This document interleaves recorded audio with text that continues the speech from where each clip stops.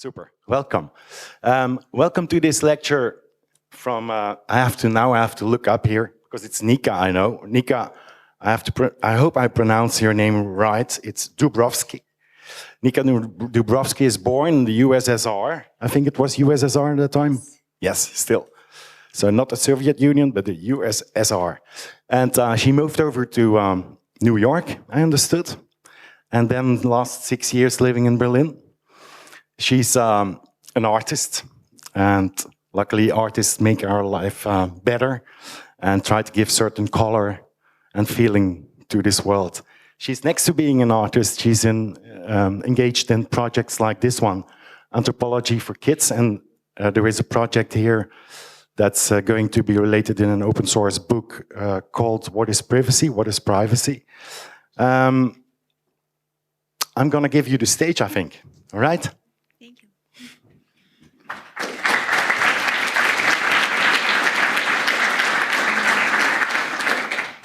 So I'm working on this project for a couple years already. Yeah, I'm very happy to be here, and I'm not an experienced speaker, so I'm nervous. And yeah, I'm going to describe this project and hopefully get some advice or maybe find your collaborators. So I started to work on this because I bought a book about pirates to my 6-year-old son who was learning to read. And I was hoping that it will be a dramatic book about first anarchistic communities with blood and all kind of amazing events.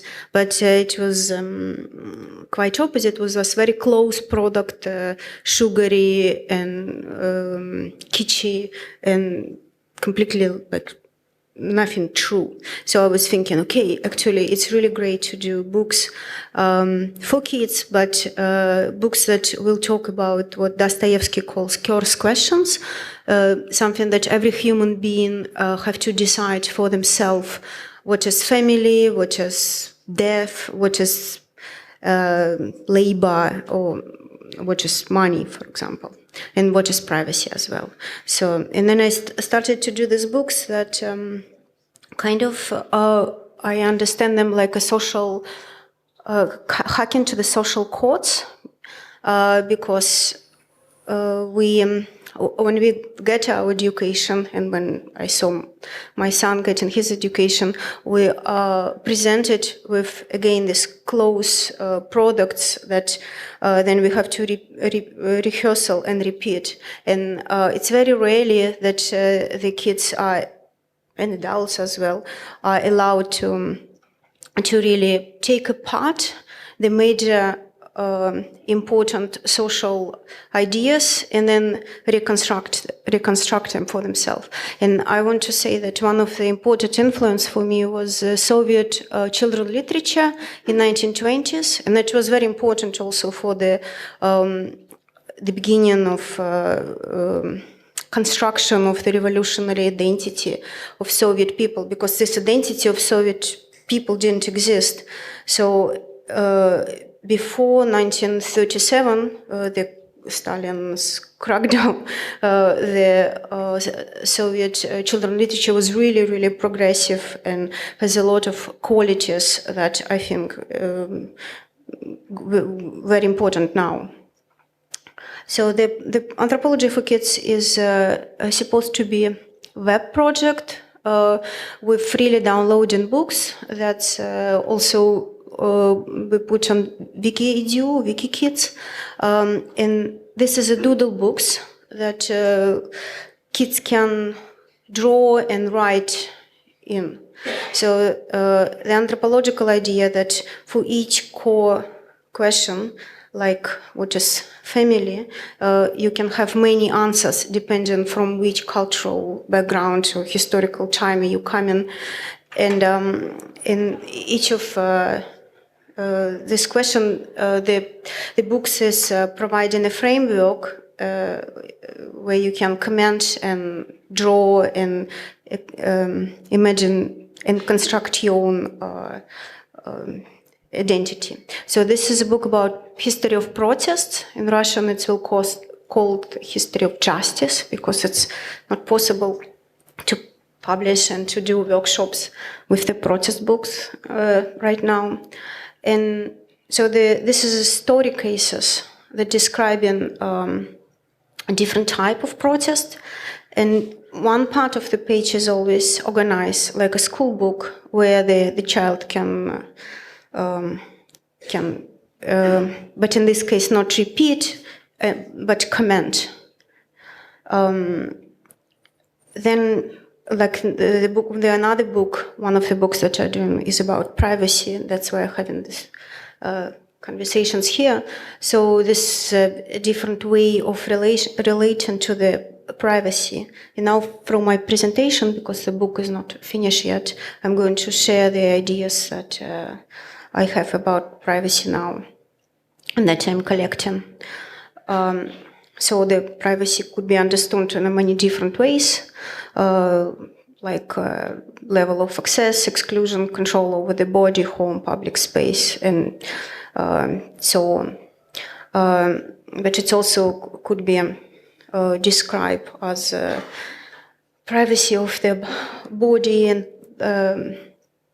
privacy inside of the public space. And the relationship between public and private is one of the most important and fascinating subjects for me. So we know that in Babylon, the privacy was a privilege. So only wealthy women were able to cover their face and their hands, and the prostitute or the poor woman actually have to were obliged to go out with their uncovered. It was big punishment for not following the rules. So in Saudi Arabia is quite opposite. The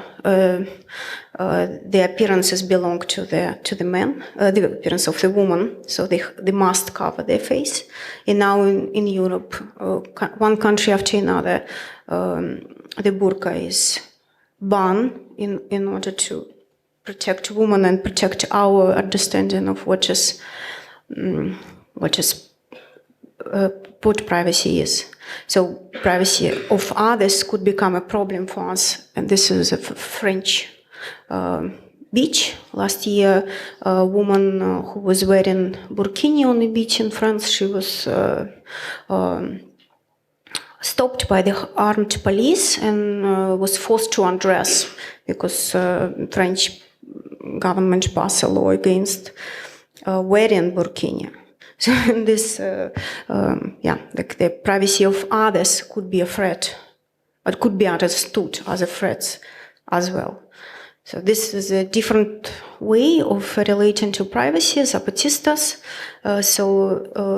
They balaclavas is kind of a sign that used to invite everybody to their struggle and to relate to them. It's also a very important tools that they use in order to be successful in their struggles with the government, because nobody actually can identify Subcomandante Marcos or Giuliana, because nobody can really prove is he one person or somebody else. And this type of relationship to the privacy is also allowing them to create a new collectivity that many people in the world can relate to, and this support that they got is also making them protected. So this is our Russian pussy rights, that theatrical anonymity. These girls were, at least Nadia Tolokonnikova and Masha Alyokhina, were very well known. Their faces and names was public, and then they started to use these balaclavas that mostly covered not them but somebody else. So this is another way of related to privacy. If you show in a public space some parts that are considered to be private and forbidden even, then you really hack into the media. And by doing that, you can hack into the public space and deliver some agenda that would be difficult to do otherwise. And now, like, the big fashion industry is also kind of following this agenda, and it's a lot of projects that helping us, or could help us, if we want, to control our visibility and to really change the way how we relate to our appearance on the fly, so we can change our gender, our age, or whatever we really want to change. So I grew up in Soviet Union, and of course it was the most important private-public relationship in this country. For example, the way how Soviet people look was very known, so we kind of were all very much the same. And if you see the foreigners in Leningrad, when I grew up, then they will like be the colorful people who immediately stick out in the crowd. Many people also lived in these famous communal apartments that they didn't choose their neighbors. It wasn't a Berlin WG. It's more or less some special way of being collective. And of course, we have a mass surveillance that now looks like very innocent because the government relied on their friends and neighbors telling on each other. And until a certain moment, like when I grew up in the 80s, that practice wasn't popular anymore. So some people are saying that Soviet Union was defeated by the citizens telling a joke about to each other about Soviet regime. And of course, Lenin was our collective grandfather that always watch upon us. The important part of Soviet elite was an artist and a dissidents who, how we know, very successfully fought for their artistic autonomy and against the forced collectivity. He is like very famous performance of Ivakovich. In 1979, she's sitting on the balcony, looking the Tito's parade, and doing something very forbidden by being private in public space. So this was a generation. Dissidents and artists was a generation of my parents, and by the time I grow, they looked to me very heroic and important. And then when the post-socialism era came, then I kind of a little bit reconsider my position. So this is a performance of the artists in Moscow, just very close to Mausoleum, where the Lenin is still is.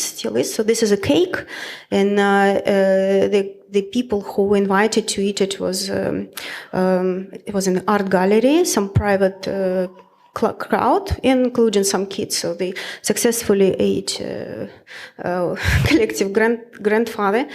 And that's how, like, I think for me, it's like a very, very brutal and successful image of how the privatization actually happens in Soviet countries.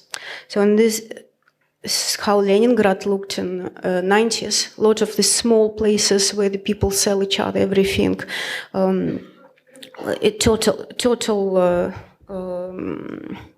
Total privatization.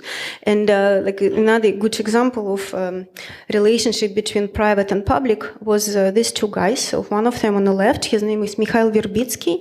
He is an author of a book called Anti-Copyright, where he explained first time in Russian language about Richard Stallman and GNU license and all of these important things. He is also a successful mathematician. He is making money going, working in Western universities, giving lectures. So the guy on the right, named Pugach, that's from Russian, you can translate like being scary. And he organized a company called Beard LLC, in which the sole purpose of this company was carrying the rights for registered trademark on his beard. And he was suing other people of wearing a beard that he thinks looks like his. So this Verbitsky was one day stopped in the airport, and was because he has an open court case against him and supposed to pay around $10,000 because he was announced that he violated a copyright of Mr. Pugac on the beard, and he wrote on his blog it looks like a joke, but it's actually not. And then he actually did pay to, I don't know if he succeeded later somehow get out of that, but it was like a big deal. So, and I think what happens now with this total privatization of our privacy everywhere is that it's again become a human rights issue, very much as it was during the Soviet time, but on a completely different scale. So Soviet times are really innocent and home-like, very cute even, especially the times when I grew up in HS. And what I'm thinking by doing these books is what could be done in order to prevent it from developing. And one of the things that I think is very important is to develop tools for kind of social hacking, organizing the social crypto parties with kids and with everybody else, where the different ideas of how we can relate, for example, to privacy could be distributed on a very large scale and become understandable to other people. So I took an interview and published it in Russian media from David Staten, one of my friends in Berlin. And so he was telling in this interview that if we will have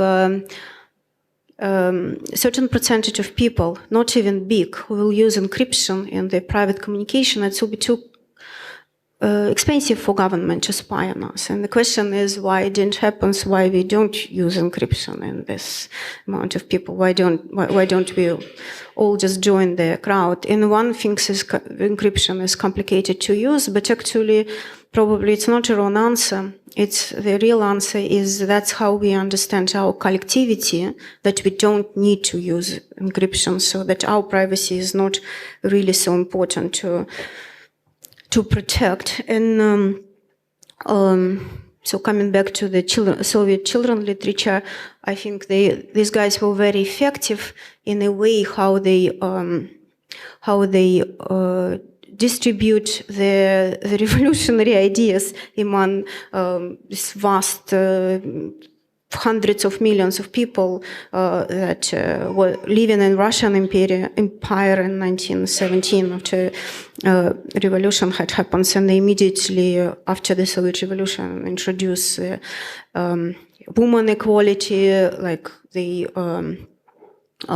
social equality. They accommodate this huge amount of people who came from villages during the Civil War and give them job and feed them. And the basic rights in the early Soviet Union was preserved.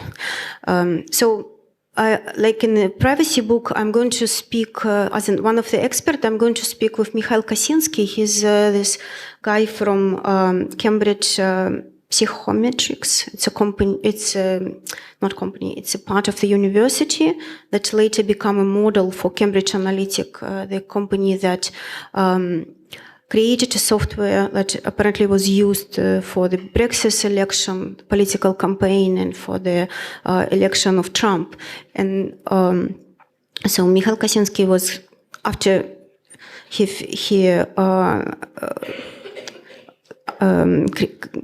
created his program of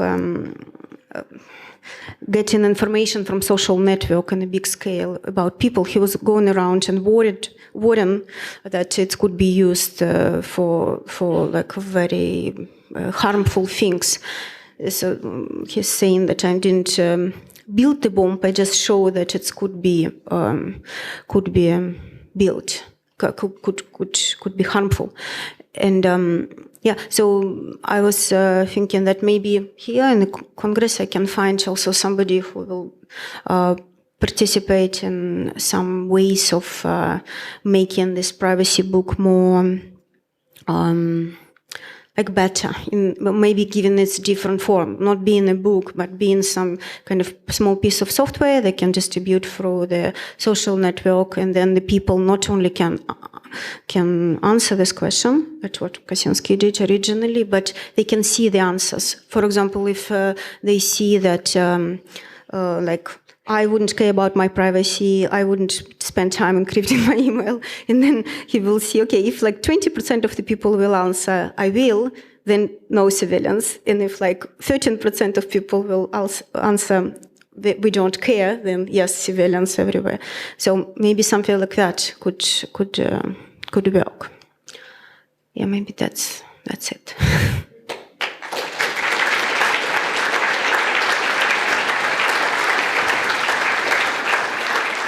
Nika Dubrovsky. Thank you. That was great. Actually, I have a first question, and I would love to see some other questions here as well. First, practical thing.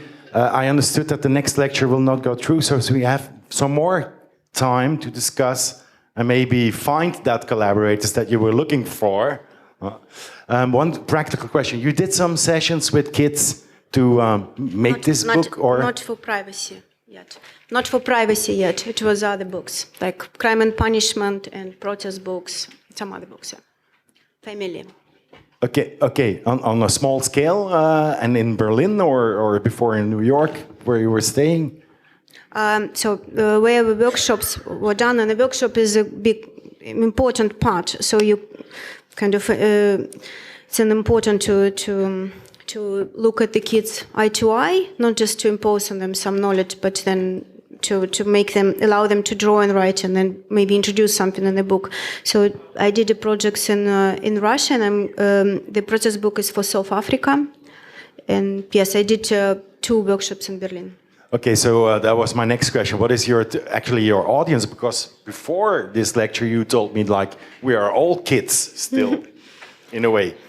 Yeah, it's kids are mature. Yeah, so if I will be described how to encrypt my email, I will be much less capable than my 14 years old son. Okay. Sure. You have this little kid there in the back that I heard that would be joining your party next to all the other kids here. Is there someone who has a question for Nika? Guys? Girls? Androids? Bots? Someone there on the web? No one. Okay, then I have to come up with another question. How do we use that book? When is it there? When it will be published? It's open source, I understood. Yeah, we just put it on WikiKids, Wikiedu, and then... Yeah, where can we find this? Yes. It's a website where you can download it, but we also put it on WikiKids. The website is a4kids.org. A4kids.org, yeah. Org. Okay. So my question was then, when can we see this? When this book will be done, hope 3 months. In 3 months, something like that.